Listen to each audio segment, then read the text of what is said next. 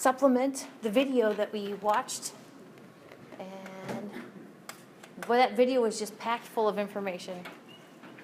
This actually is probably the heart of our Milky Way, taken in not the visible region of energies, but I think the video did a good job in talking about we need to use all sorts of different energies to get the most out of it. So this is a shot of the Milky Way.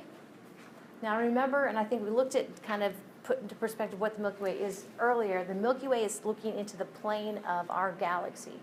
So we're in the Milky Way galaxy, and when you see the Milky Way, you're actually looking into the disk of it.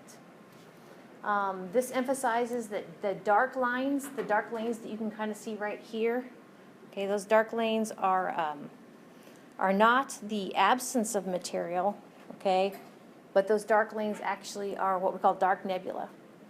Okay, it's dust that doesn't glow. All right. So the video mentioned the local group. Okay, that's actually, we mentioned that earlier, clear back in Unit 1, that our galaxy is part of a group of galaxies called the local group. Okay.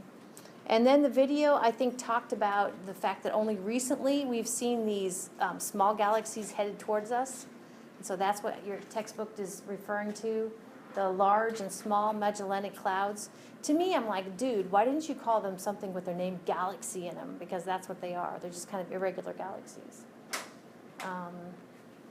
So what does our galaxy look like? And I think the video did a good job of saying, hey, we're kind of like in the suburbs, so it's really kind of hard to see what the whole layout of everything is. One of the things we do is we look at other galaxies to get a sense to kind of match features of other galaxies up with our galaxy. So we have, it's a very busy center. I like what the video kind of emphasized. That's kind of the center of a metropolis. And it's actually what we call the nuclear bulge, or the bulge is home to a supermassive black hole. So just generally know these features, know the disk part of a galaxy, the disk part of our galaxy, and then outside that, I think we've talked about this, the halo region. We'll be talking more about that. You guys talked about two types of clusters of stars. Of course, globular clusters are in the halo, open clusters are in the disk region, and that's what he talked about too. From side to side, just like the Monty Python song says, it's about 100,000 light years from side to side. So we kind of have a couple of different options here with regard to stars moving around the supermassive black hole in the center of our galaxy. The disk stars are pretty orderly. The sun is a disk star. And actually this yellow right here is showing you the path of the disk star. Notice we do go up, we go down. We go up, we go down, okay, a little bit. I think the video said we have completed one circle like 18 times. Okay, we've gone around like 18 times since our solar system has been an entity. All right, so the halo stars would be like the green marks here. Okay, what are the halo stars doing? They're a little crazier. Okay, they're random children.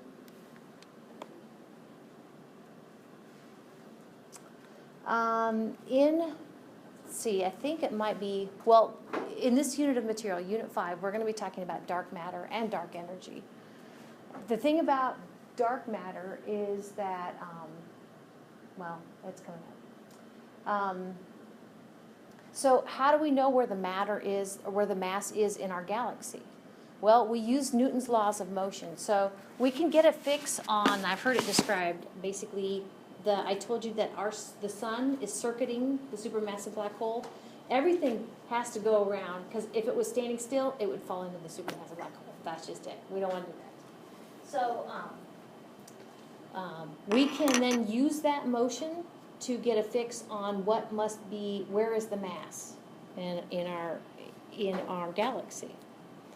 So, for instance, based upon how long it takes the sun to complete one orbit around the center of our galaxy, we know that within the sun's orbit, we're talking about 100 billion solar masses, just within the sun's orbit. And we can do that with other stars. And so we can map where the mass is in our galaxy. Did I say solar system? The map where the mass is in our galaxy. And actually, I think clear back in Unit 1 we talked about this, that kind of surrounding the Milky Way galaxy, surrounding most galaxies, is this dark matter. It has mass, okay? It gives influence of gravity, but you can't see it, dark matter. We know it's there because it's influencing our movement. So what is dark matter? Dark matter is just something that doesn't glow. I think one of the homework problems I picked out for you guys to answer, and I don't know if it's in this chapter or later chapter, is just to say dark matter. Could people be dark matter? And yeah, I think so. If we took ourselves out in the middle of space, okay, we would not glow, okay? We'd have a little bit of thermal energy, so we would glow a little bit of infrared. So dark matter can still reflect light? Dark matter can, because they're thinking, when we talk about dark matter, there's the exotic dark matter, and then there's just normal dark matter. So just normal dark matter could be, they think, like brown dwarfs that probably glowed for a while and then just like failed stars, and then they cooled off, and yeah. So some dark matter is normal matter. And that would reflect light. But some dark matter, we think, are these weakly interactive massive particles. Most dark matter is kind of this elusive sort of stuff. So it's a little bit of a mixed bag. So I thought the video did a pretty good job of this whole recycling thing, so I'm probably not going to belabor it a whole lot. We've talked in here kind of how a star is born out of a nebula. Well, where did that nebula come from? Probably another star. Okay, so we definitely have this recycling going on. So we have this star-gas-star recycling going on, and generally it's called galactic recycling, like as in within a galaxy, the recycling of stars.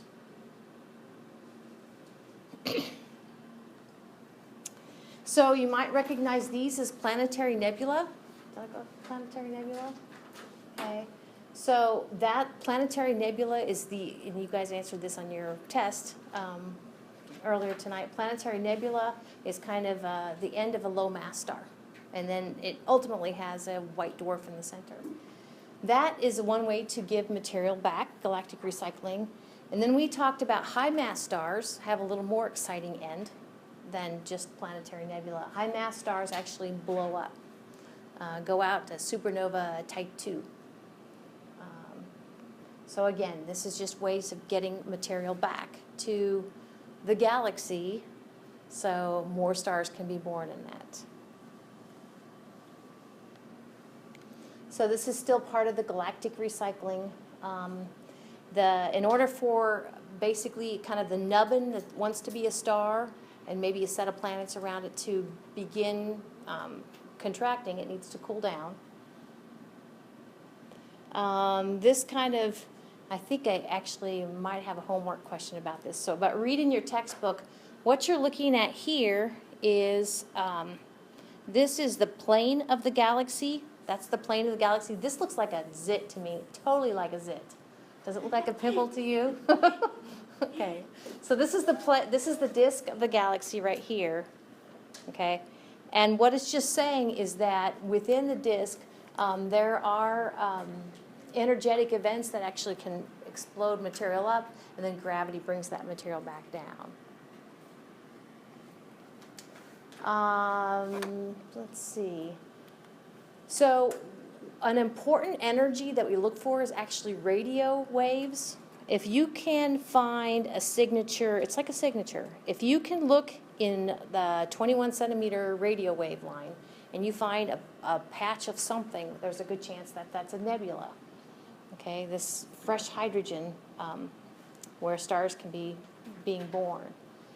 So this actually is, oh, I thought it was something. I thought it was the Eagle Nebula, but this is saying this is the Carina Nebula. Okay, and this is potentially a nice little stellar nursery. Okay, you can kind of see some maybe protostars being born, or protostars kind of It's hard to tell what wavelength this was taken at. So we talked in the last unit about the term molecular cloud. A molecular cloud, right? A bunch of stars can be born at one time. Okay, so kind of what we said, kind of summarizing. Stars, of course, are in their cores. Fusion is creating heavier and heavier elements. Okay, depending upon the mass of the star, it's either going to give you a planetary nebula or a supernova remnant. Okay, that stuff needs to ultimately cool down before new stars can be made in that kind of fodder. And what kind of at the crux of what makes the new stars is gravity. Galactic recycling. So A through G are all looking at the same location in the sky. They're all looking at they're all looking at the Milky Way. Okay, but different wavelengths. And so actually next to these different energies, and actually the video talked about this, like for instance in radio emissions, we can pick out hydrogen gas. We can also look for carbon monoxide, molecular clouds, infrared. We can actually see through the interstellar dust. Infrared also, visible light, X-rays, and gamma rays. So these are listed, obviously, from low to high energy. The same regions of the sky.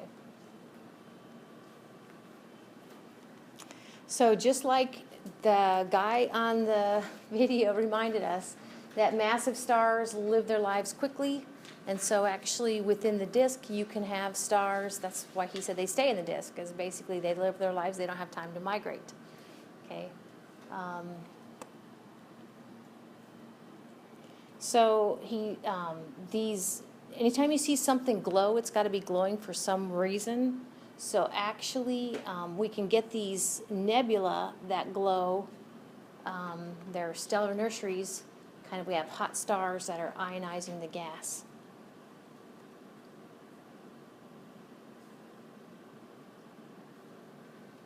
Okay. So this is the Orion Nebula. This is the one I showed you that I took a picture of through my telescope. I think mine looks even better than that. I'm just saying. Okay,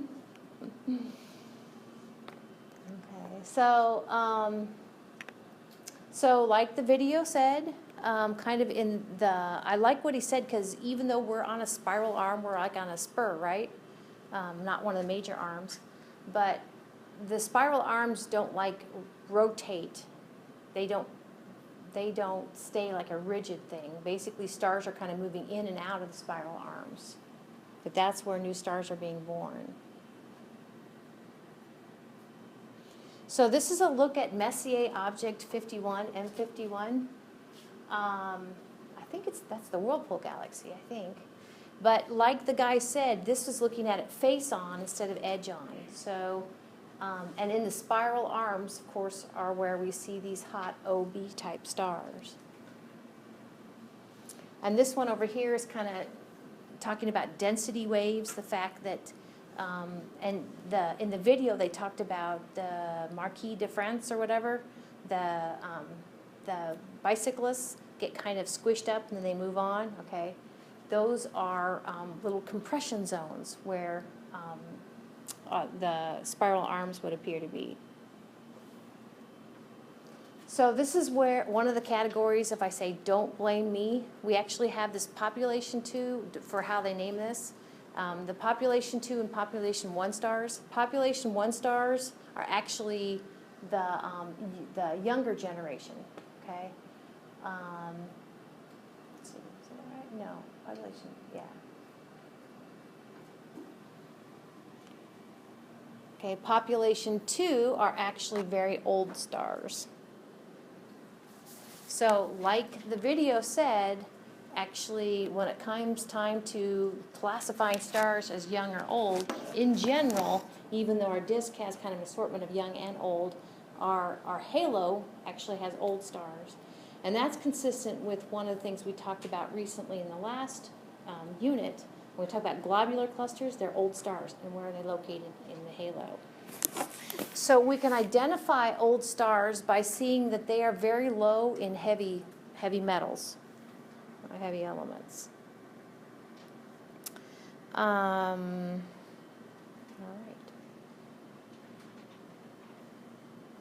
So kind of from top to bottom, now this kind of looks like the formation of our solar system, but think larger scale. This is actually thinking maybe the formation of the Milky Way galaxy. You know, a big old fragment of gas and dust, okay, that's ultimately going to become our galaxy of stars. Okay, it looks very similar to the formation of our solar system, but it's not. Though we think, or they think, because of, there's clues in our galaxy that suggest that our galaxy actually was kind of a merger of several galaxies. That's what this one's showing you.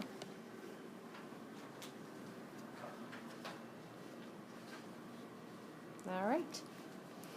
So the center of our galaxy is the supermassive black hole. I like how he said compared to other galaxies, our supermassive black hole is kind of on the puny side.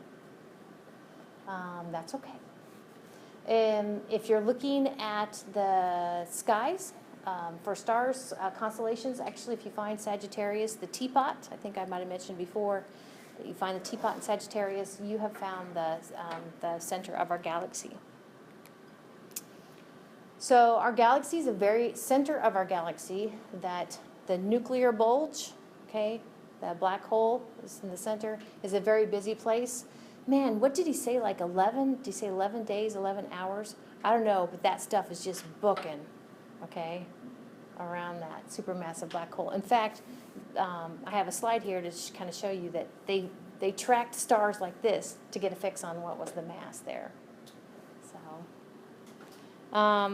So I have some pictures here to kind of show you the center of our galaxy, and they kind of zoom in. This is actually an infrared, the center of our galaxy. Not a whole lot to see here.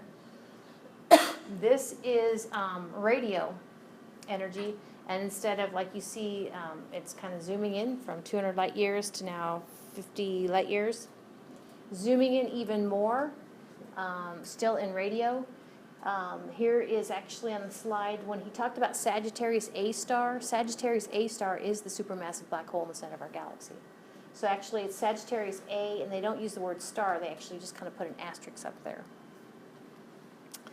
This is zooming in even closer, where you can see individual stars. And yeah.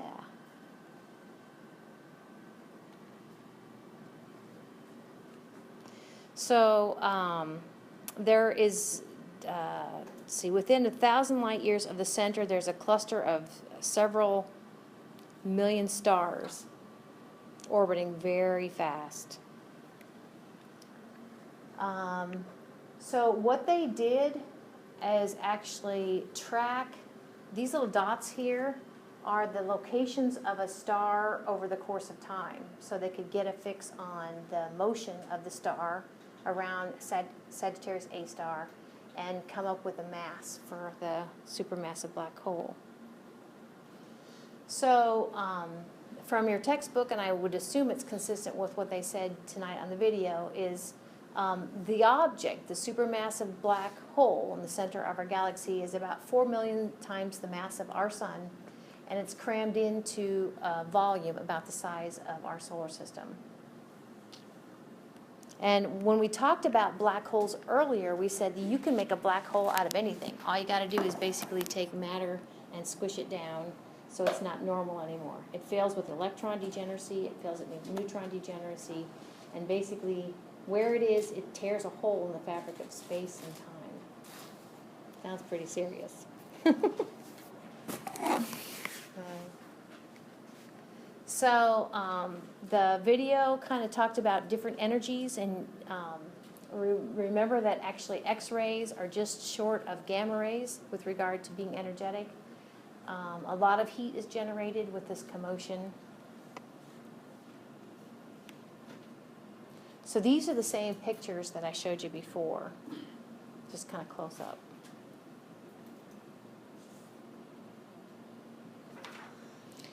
So this is the same one I showed you before. Again, each of these dots is a position of a star to basically track how it's being influenced by Sagittarius A star to get a fix on the mass.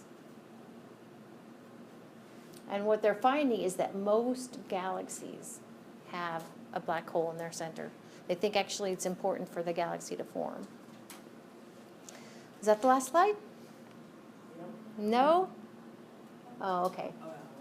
This is the last one. Okay.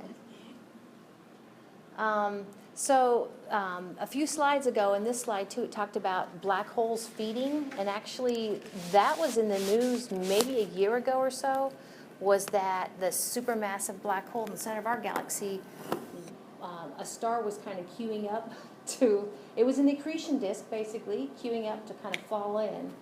And I can't remember, I think they were disappointed. It didn't do what it was supposed to do. I'll have to, if you Google, I know, Google feeding Milky Way supermassive black hole and kind of see the rest of that story. So now that's the last slide. Okay, so this chapter, that's as far as I want to get through tonight, and this chapter will be due when we meet again next week.